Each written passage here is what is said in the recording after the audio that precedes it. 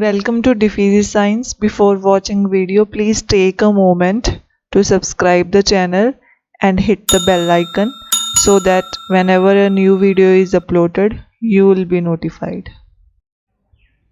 Hello everyone. जो अटेनियम ring हम कर रहे हैं उसमें हम एक आगे इम्पॉर्टेंट थ्योरम देखते हैं। स्टेटमेंट है कि जब R कोई अटेनियम रिंग है तो उस केस में every element which is not a zero divisor वो R के अंदर यूनिट होगा। मतलब कि कोई भी एलिमेंट होता है R का जो कि ज़ीरो डिवाइज़र नहीं है, और जब R अटेनियम रिंग होती है तो उस केस में उस एलिमेंट ने यूनिट होना ही होना है। In particular Artinian integral domain is a division ring. तो अगर ये चीज़ प्रूव कर देंगे तो क्लियरली ये चीज़ होल्ड हो ही जाएगी, क्योंकि इंटीग्रल डोमेन क्या होती है? इंटीग्रल डोमेन होती है जिसमें कि कोई भी ज़ीरो डिवाइज़र नहीं होता। और क्योंकि ज़ीरो डिवाइज़र जो है नहीं होता, और क्योंकि इसमें कोई भी ज़ीरो डिवाइज़र नहीं है, मतलब हर एक एलिमेंट जो है इसमें इंटीग्रल डोमेन में that is not a zero divisor. और अगर वो अटेनियन है, और जब हमने प्रूव कर दिया कि हर एक element which is not a zero divisor वो यूनिट है, तो इंटीग्रल डोमेन जब वो अटेनियन होगी तो हर एक एलिमेंट इंटीग्रल डोमेन का ज़ीरो को छोड़ के वो यूनिट हो जाएगा। That is why Artinian integral domain वो डिवीजन रिंग हो जाएगी। मतलब मेन जो प्रूव करना होगा वो यही प्रूव करना होगा कि कोई एलिमेंट है अटेनियन रिंग में विच is not a zero divisor वो यूनिट है। तो पहले ये जो स्टेटमेंट है इसको हम देखते हैं, इसका प्रूफ देखते हैं।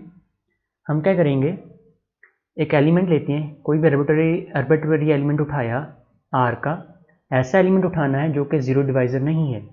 कोई भी आर्बिट्रेरी ऐसा एलिमेंट उठाया R का विच is not a zero divisor. मान लीजिए वो X है।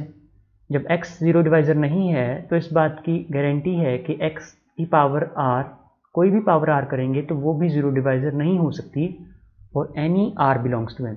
यहाँ पे अगर यहाँ पे R लिया तो यहाँ पे भी R ही आ जाएगा, any R belongs to n. तो इसको पहले आप समझिए, इसको हम कैसे समझेंगे? जैसे मान लीजिए अब क्या लिखा है कि X ज़ीरो डिवाइज़र नहीं है, तो इसका मतलब X स्क्वायर भी ज़ीरो डिवाइज़र नहीं होगा। क्यों? कॉन्ट्राडिक्शन पे इसको समझिए बेटा कि कैसे हम कर रहे हैं कि जब x ज़ीरो डिवाइज़र नहीं है तो x स्क्वायर ज़ीरो डिवाइज़र नहीं हो सकता। क्यों? क्योंकि मान लीजिए अगर ये ज़ीरो डिवाइज़र है तो इस केस में कोई ना कोई y एलिमेंट आएगा विच इज़ नॉट ज़ीरो, किसका? r का, so that x square into y करेंगे तो ज़ीरो हो जाएगा। This is the definition of zero divisor.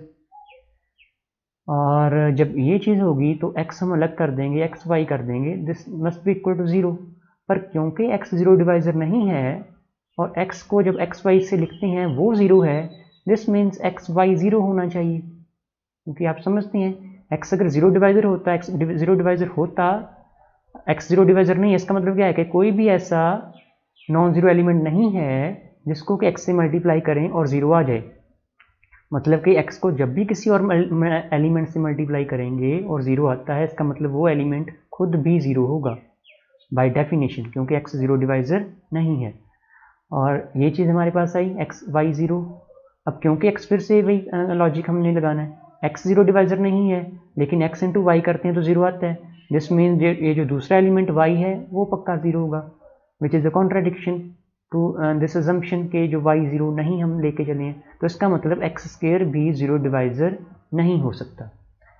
यही लॉजिक जो है उससे हम प्रूव कर सकते हैं कि x क्यूब भी नहीं ज़ीरो डिवाइज़र हो सकता जब x ज़ीरो डिवाइज़र नहीं है। सिमिलरली x की पावर 4 भी नहीं हो सकता, एंड सो ऑन। ये सिर्फ समझना है आपने, इसको अलग से इसको प्रूव करने की ज़रूरत नहीं है। यहाँ पे आपको अपने आप खुद के समझने के लिए मैंने समझाया, लिखने की ज़रूरत नहीं है यहाँ पे। तो ये स्टेटमेंट है यहाँ पे कि x की पावर r भी ज़ीरो डिवाइज़र नहीं होगा for any r belongs to n। अब लेकिन r अटेनियन है, अटेनियन इसका मतलब इसमें DCC होल्ड होगी। तो इसमें हम जो ये x एलिमेंट हमने लिया था, इससे जनरेटिंग जो ये आइडियल लेते हैं which is the left ideal in R, इसकी डिसेंडिंग चेन ले रहे हैं क्योंकि ये वाला आइडियल इसको प्रॉपरली कंटेन करेगा। आगे x क्यूब का आइडियल आएगा, ये डिसेंडिंग चेन है। और अगर ये डिसेंडिंग चेन ले रही हैं और क्योंकि R अटेनियन है तो इसने टर्मिनेट होना ही होना है। मतलब after finite number of steps there is natural number R, so that x की पावर R जो है ये वाला आइडियल जो है इस आइडियल के इक्वल हो जाएगा, उसके नेक्स्ट वाले के इक्वल हो जाएगा। और क्योंकि ये वाला जो एलिमेंट है वो इस आइडियल को बिलोंग करता है और ये इसके इक्वल है, सो दिस मीन्स ये वाला एलिमेंट इसको भी बिलोंग करेगा, मतलब कि ये वाला एलिमेंट इस x की पावर r प्लस 1 का मल्टीपल होगा, और ये मल्टीपल लेफ्ट में लेना है क्योंकि लेफ्ट आइडियल्स की चेन है।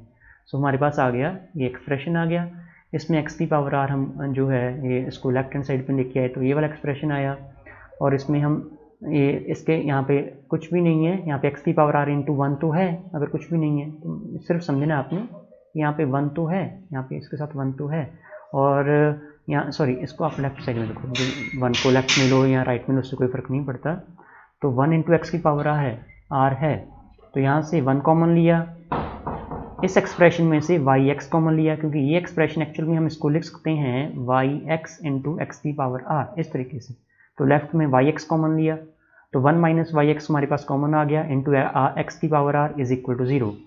अब क्योंकि x की पावर r 0 डिवाइजर नहीं है, सो देयरफॉर 1 माइनस yx पक्का 0 होगा, जैसे अभी हमने ऊपर समझा था ये पक्का 0 होगा, so this mean 1 is equal to yx। इसका मतलब जो y है वो x का लेफ्ट इनवर्स है। प्रूव क्या करना है, x को यूनिट प्रूव करना है, सो लेफ्ट इनवर्स प्रूव करना सफिशिएंट नहीं है, हमें प्रूव करना होगा कि x का कोई राइट इनवर्स भी है। तो इसमें हम देखते हैं राइट इनवर्स प्रूव करने के लिए, एग्जिस्ट करवाने के लिए x जो है उसको हम लिख सकते हैं x इंटू 1 को yx से रिप्लेस करेंगे क्योंकि yx 1 के इक्वल है, एसोसिएटिविटी यूज़ करेंगे, फिर से हम इस एक्सप्रेशन को लेफ्ट हैंड साइड में ले आएंगे जैसे भी पहले हमने समझा है, सो ये 1 माइनस एक्स वाई कॉमन आ गया into X is equal to 0। अब क्योंकि x 0 डिवाइजर नहीं है, सो 1 माइनस एक्स वाई 0 होगा, so 1 is equal to x y आ जाएगा। सो इक्वेशन नंबर 1 और इक्वेशन नंबर 2 को जब कंपेयर करेंगे तो हमारे पास ये इक्वेशन आ जाएगी, विच मीन्स x के पास ये इसका राइट इनवर्स भी है, लेफ्ट इनवर्स भी है, सो दिस मीन्स x जो है वो यूनिट है। सो ये हम प्रूव कर चुके हैं कि अटेनियन रिंग के अंदर जो 0 डिवाइजर कोई भी एलिमेंट है जो 0 डिवाइजर नहीं है वो यूनिट है। तो यहाँ से ये चीज़ प्रूव हो जाती है। अब हम नेक्स्ट पॉइंट देखते हैं। नेक्स्ट पॉइंट है अटेनियन रिंग में ये भी कि ऊपर जो है अटेनियन रिंग दे रखा है। अटेनियन रिंग में जो अगर वो कम्यूटेटिव हो, यहाँ पे कम्यूटेटिव वर्ड भी साथ में लिया हुआ है, अगर वो कम्यूटेटिव हो तो एवरी प्राइम आइडियल जो है वो मैक्सिमल होता है। इसको हम देख लेते हैं कि अटेनियन रिंग जब कम्यूटेटिव होती है तो उस केस में प्राइम आइडियल मैक्सिमल होता है। इसको कैसे प्रूव करेंगे? इसको प्रूव करने के लिए हम P जो है कोई प्राइम आइडियल उठाएंगे रिंग R का, और अटेनियन कम्यूटेटिव रिंग है, ये आपने समझना ही क्योंकि दिया हुआ है, और क्योंकि P प्राइम आइडियल है therefore R by P integral domain होगी। हमें पता है कि P जब प्राइम आइडियल होता है किसी रिंग में तो quotient ring R by P integral domain होती है। अब क्योंकि R कम्यूटेटिव रिंग है तो R बाई P भी कम्यूटेटिव होगी, और क्योंकि R अटेनियन है और क्वोशिएंट रिंग जो होती है अटेनियन रिंग की वो अटेनियन होती है, सो R बाई P अटेनियन भी होगी। सो दिस मीन्स ये कम्यूटेटिव अटेनियन रिंग होगी। और जो यहाँ पे अच्छा इंटेग्रल डोमेन तो है ही क्योंकि हमने प्रूव किया कि R by P integral domain है, so R by P commutative Artinian integral domain होगी। और अभी हमने यहाँ पे ऊपर प्रूव किया था कि जो कम्यूटेटिव जो अटेनियन इंटेग्रल डोमेन होती है वो डिवीजन रिंग होती है, जो फर्स्ट प्रोपोजिशन थी, तो ये R बाई P क्या हो जाएगी, वो डिवीजन रिंग हो जाएगी। लेकिन यहाँ पे दिया हुआ है सेकंड पॉइंट में कि जो रिंग है R वो कम्यूटेटिव है, मतलब R बाई P भी कम्यूटेटिव है, so this means R by P commutative ring है, वो डिवीजन रिंग भी है। सो बाई डेफिनेशन क्योंकि हमें पता है डिवीजन रिंग जब कम्यूटेटिव हो तो वो फील्ड बनती है, सो R बाई P जो है वो फील्ड है, और जब R बाई P फील्ड है तो दिस मीन्स P जो है वो R में मैक्सिमल है। सो ये आपने देखना है प्रूफ, इसको समझना है। Thank you.